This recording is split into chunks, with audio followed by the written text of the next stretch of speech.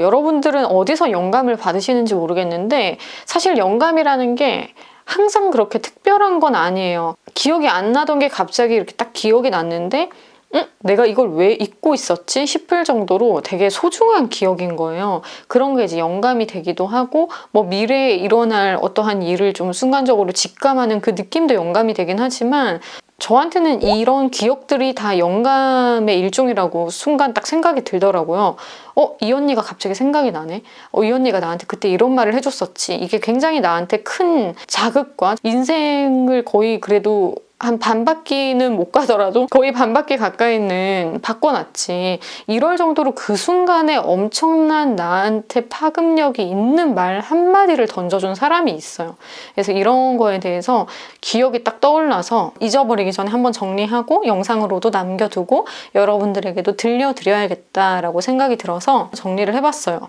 사실 저는 다른 사람에게 도움을 쉽게 구하는 타입이 아니에요.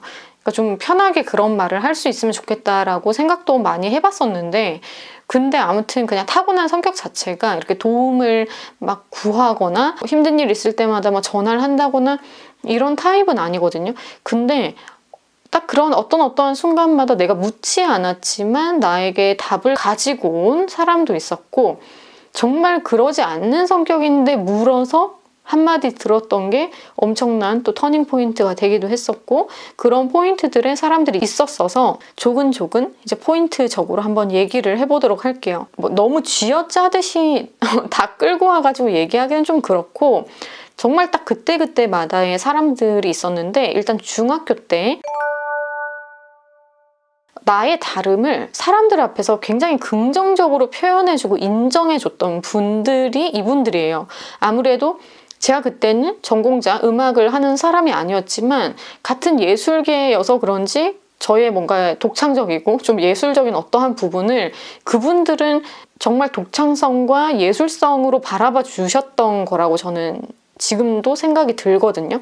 그러니까 남들은 저보고 막 별나다고 하고 뭘 하나를 해도 특이하다고 하고 항상 이런 표현만 했었어요. 어렸을 때 뭐 미술할 때 뭘 그리고 조각을 하라고 했을 때 조각을 하고 뭐 다양한 것들을 말하고 표현할 때 있어서 사실 그 미술 수업이라는 게 자주 하는 수업은 아니잖아요. 그 선생님들이 저를 자주 볼 일이 전혀 없고 미술 선생님들이 그때 당시에 담임을 하진 않았었거든요. 근데도 일주일에 딱 한 번 그때 보고 얘기 나누고 제가 하는 행동들, 제가 표현하는 것들, 그림 그리고 하는 것들 보시고서 저한테 와서도 얘기를 하셨지만 다 보는 앞에서 그러니까 친구들 앞에서 다수 앞에서 저의 뭔가 남들과 다른 부분을 긍정적으로 표현해 준 게 그분들이 처음이셨어요. 제 인생에 있어서. 그러니까 부모님마저도 별나 이렇게 표현을 했다면 그러니까 그거를 되게 쉽게 얘기해서 특별하다라고 표현을 해준 거죠. 그래서 그때 되게 느낌이 새로웠어요. 내가 다른 사람들이랑 다르다고 해서 담임 선생님들이나 학교 몇몇 이제 뭐 국어 선생님, 과학 선생님, 수학 선생님 이런 선생님들은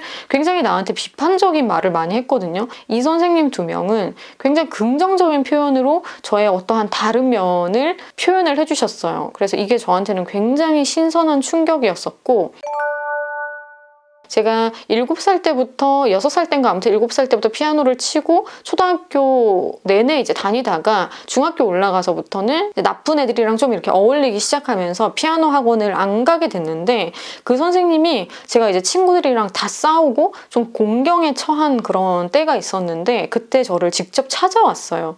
그래서 그 피아노 선생님이 진로 부분을 들어주는 데서 그치는 게 아니라 정확하게 이렇게 딱 제시해주는 첫 번째 사람이기도 했거든요, 저한테. 부모님도 이렇게 해볼래 저렇게 해볼래가 안 됐는데 그러니까 피아노 선생님이 너 지금 피아노 준비해서 딱 6개월 남았는데 6개월 준비해서 예고 가자라고 저한테 딱 이렇게 어떤 지점을 정확하게 짚어준 사람이 처음이었어요. 제가 그때 당시에 애들이랑 좀 사이가 많이 안 좋아져서 같은 지역으로 또 고등학교로 가면은 그 애들한테 괴롭힘을 당할 것 같은 거예요.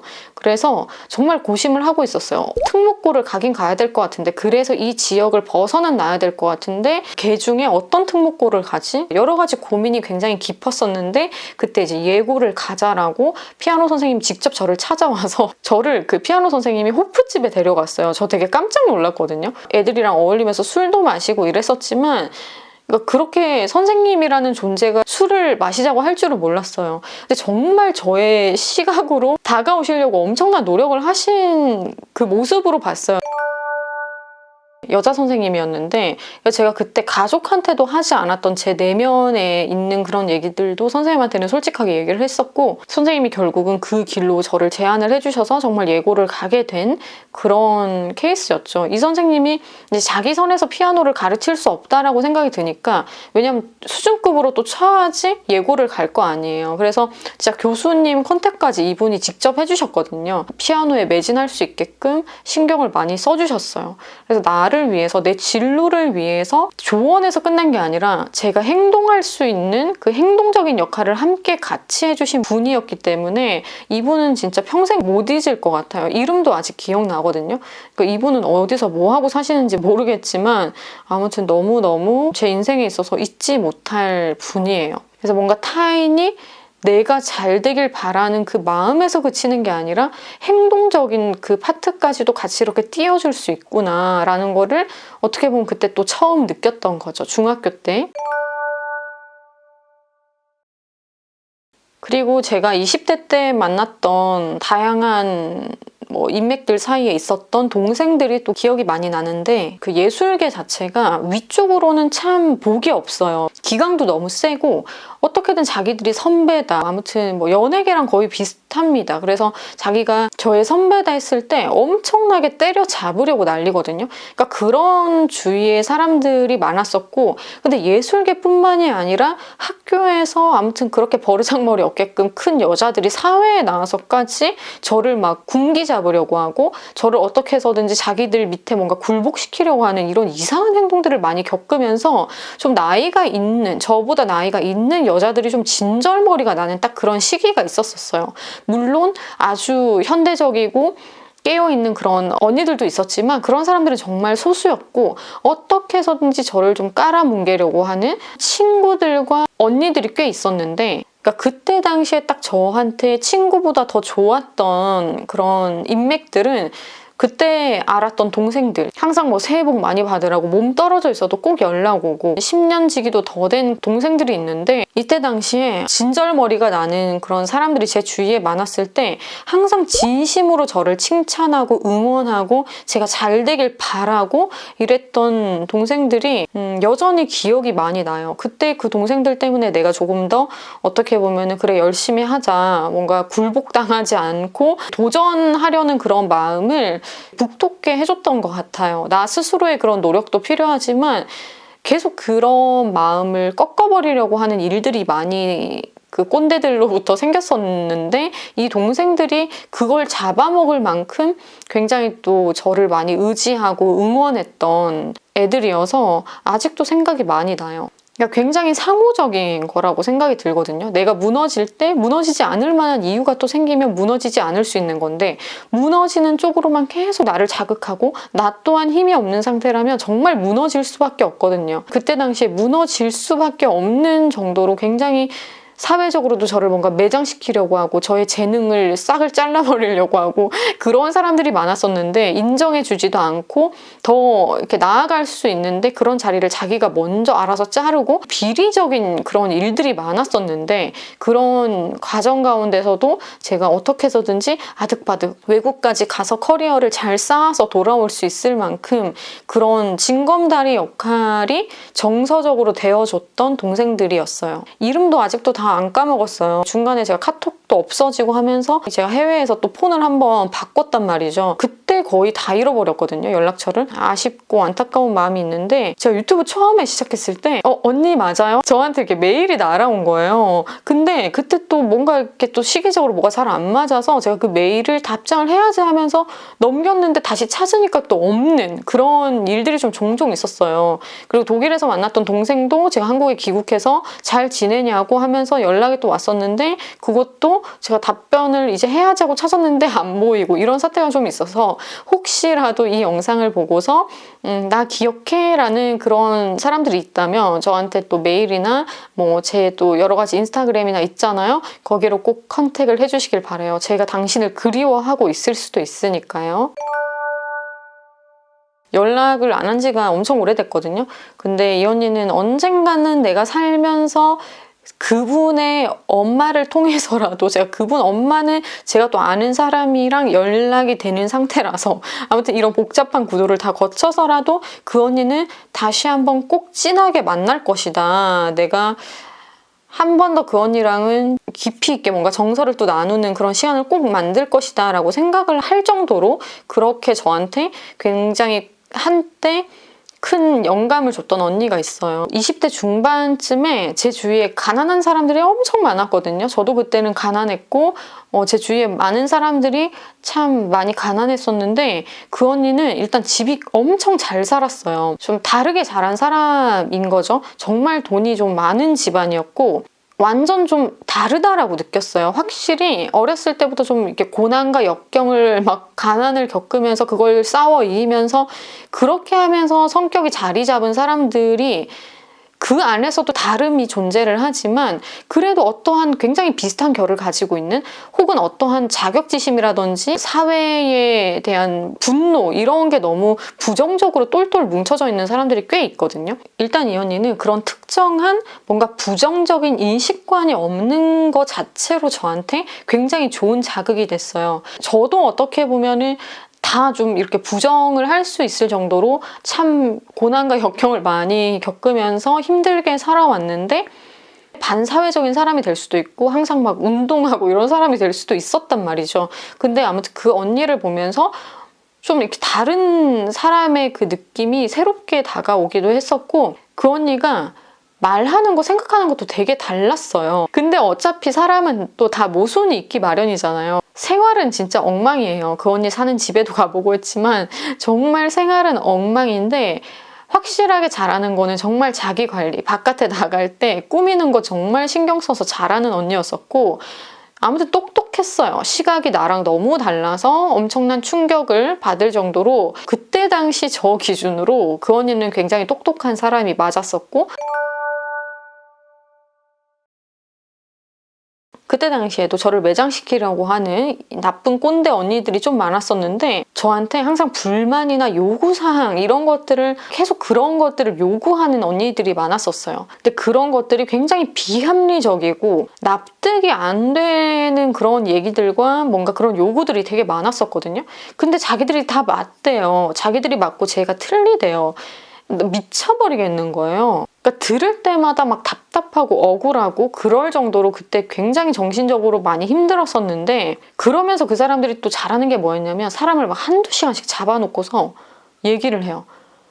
너무 내 시간이 아까워 미치겠는 거예요. 내가 왜 네 얘기를 한두 시간 듣고 있어야 돼 싶을 정도로. 하지만 또 그 꼰대들만의 가스라이팅 있잖아요. 제가 그때는 그래도 그걸 좀 듣고 있을 정도로 순수하고 착했단 말이에요. 그러다 보니까 그 가스라이팅을 어느 정도 듣고 있을 때도 있었거든요. 이제 할 말은 다 했었어요. 그때 당시에도 사람이 다 기준이 다른 것이고 뭐 누구에게 맞는 것이라도 이 사람에게는 안 맞는 것일 수도 있지 않냐. 나한테는 지금 이게 그러한 경우랑 같다 이러면서 아주 당돌하게 말하는 유일한 사람이기도 했었지만, 어쨌든 너무 막 사람을 잡아놓고 계속 카톡 쏘고 이러니까 미칠 것 같았었는데, 이 언니랑은 똑같은 주제라도 한 10분만 얘기를 해도 납득이 됐어요. 그 사람들이 왜 나한테 그렇게 얘기를 하는지까지도 납득이 되게끔 말을 하는 거예요. 그러니까 저 사람들은 저렇게 나를 오해해서 저렇게 말을 하는 거구나 라고까지도 이해가 될 때가 있었고, 저 사람들이 이런 포인트로 이런 표현 방식으로 얘기를 하는구나.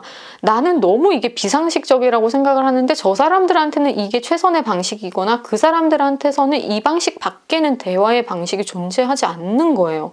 근데 그 언니가 그걸 다 이제 풀어서 10분 안에 굉장히 요약적으로 제 스타일대로 딱 이렇게 떠먹여주는데, 이 언니는 진짜 대화의 고단수다라고 느꼈거든요. 그 언니가 지금 한 기업을 운영하고 있어요. 그 정도로 규모가 굉장히 큰 기업을 경영을 하고 있는데 생활은 정말 엉망진창이지만, 그건 또 뭐 그 언니도 그때 당시 어려서 그랬으니까 뭔가 아무튼 대화의 스킬이나 사람의 심리나 이런 거를 굉장히 잘 파악하고 상식선에서 깔끔하게 말할 줄 아는 사람이다라는 거를 그때 너무 절실하게 느꼈기 때문에, 아 나도 말을 할 때 이렇게 해야 되겠구나, 나도 이런 말을 하는 사람이 되어야겠다라고 그때 굉장히 많이 영향을 크게 받은 것 같아요. 그러니까 주위에 다 답답하게 말하는 사람밖에 없었고, 그때 당시에 저는 그런 방식 때문에 너무 피해를 많이 봐서 억울함이 막 맥스로 차 있어서 얘기를 좀 조근조근 해보려고 해도 참거나 아니면 그냥 막 감정적으로 폭발되어 버리거나 이런 경우였기 때문에 감정적으로 폭발을 안 시키려면 거의 다 이제 참고 있는 단계였어야 했거든요. 그래서 그때 당시에 너무너무 아무튼 힘들었었는데 이제 저도 잘하면서 뭔가 완급 조절이란 걸 좀 하면서 그리고 안 되는 사람들은 안 되는 것이라는 거를 또 어느 정도 제가 인정을 하기 시작하면서 저도 이제 대화를 좀 더 제가 힘든 상황이나 좀 억울한 상황에서도 편하게 하게끔 바뀐데도 나쁜 쪽이든 뭐 좋은 사람 쪽이든 양쪽에서 저한테 자극을 많이 줬었죠. 그래서 제가 이 언니 얘기는 안 빠뜨리고 영상에서도 좀 자주 했었는데 제가 그때 되게 저라는 사람에 대해서 엄청 이렇게 머릿속이 복잡할 때였어요. 이럴 때 보면 난 이런 사람인 것 같은데 저럴 때 보면 참 저런 사람인 것 같고 난 진짜 대체 어떤 사람인 거야? 나에 대한 뭔가 중심이 잘 안 잡히는 느낌이었거든요. 확신이 있다가도 나라는 사람이 어떤 사람인지 나조차도 모르겠다 이러면서 막 진절머리 나고 나 자신에게도 막 그런 정도로 되게 마음속으로 혼란스러운 상태였었는데 제가 이런 거를 한 번도 누군가에게 말을 해본 적이 없는데 둘이서 이렇게 걷다가 그 언니한테 어렵게 입을 떼서 얘기를 했어요. 나는 이럴 때 보면 이런 사람인 것 같은데 저럴 때 보면 또 저런 사람인 것 같아. 대체 내가 뭐 어떤 사람인지 모르겠어요. 이렇게 얘기를 했는데 그 언니가 1초의 망설임도 없이 그런 것도 너고 저런 것도 너야 라고 이렇게 얘기를 하는데 되게 센세이션했어요. 그때 당시에 이렇게 얘기하는 사람은 없었어요. 요즘에서야 막 그런 것들이 오히려 트렌드처럼 그래야만 하는 것처럼 너무 모든 다양성을 존중하는 시대면서 모든 것이 다 용납된다는 식으로 말하는 경우가 많잖아요. 저는 그것 또한 잘못됐다라고는 생각을 하는데